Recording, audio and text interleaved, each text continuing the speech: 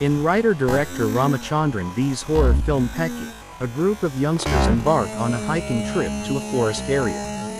Their seemingly idyllic getaway turns into a nightmare when they decide to step beyond a point of no return, awakening the evil spirit of an old witch.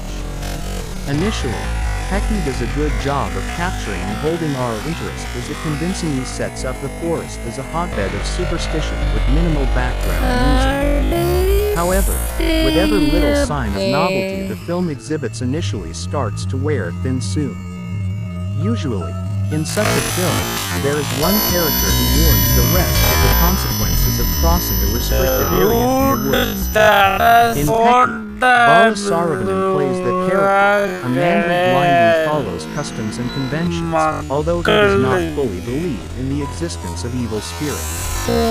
When Bala's character, who acts as a forest guide to the crew, tells them that it is unsafe to cross the said area, surprisingly, they decide to head back home with him.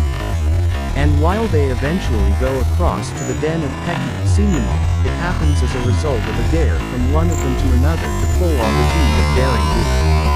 The slick treatment of the film in these initial portions and the clever use of the trope of the forest being mirage that toys with art and the character's perception of reality make it rather enjoyable. It does not last long enough, though.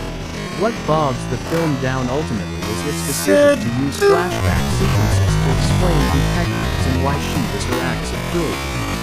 Honestly, there is only so much a filmmaker can do with a premise as familiar as the one in Pechi.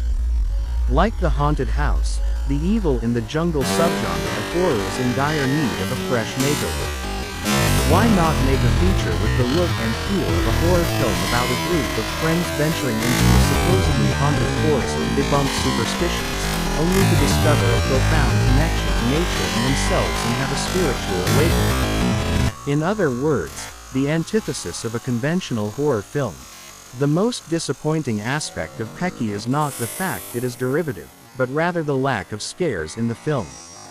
It tries every trick in the book to throw curveballs at the characters and scare the audience in the process, including hands protruding from trees, apparitions that pop up from nowhere, and more.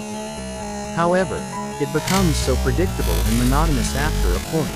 As a result, even the earnest performances start to feel gimmicky. The film makes a last-ditch effort to pull out the rug from beneath, but the sudden shift barely makes an impact. The most disappointing aspect of Pechi is not the fact it is derivative, but rather the lack of scares in the film. It tries every trick in the book to throw curveballs at the characters and scare the audience in the process, including hands protruding from trees, apparitions that pop up from nowhere, and more. However, it becomes so predictable and monotonous after a point. As a result, even the earnest performances start to feel gimmicky. The film makes a last-ditch effort to pull out the rug from beneath, but the sudden shift barely makes an impact. Great horror cinema has a way of working up a sense of dread that lingers on for hours after you leave the cinema halls.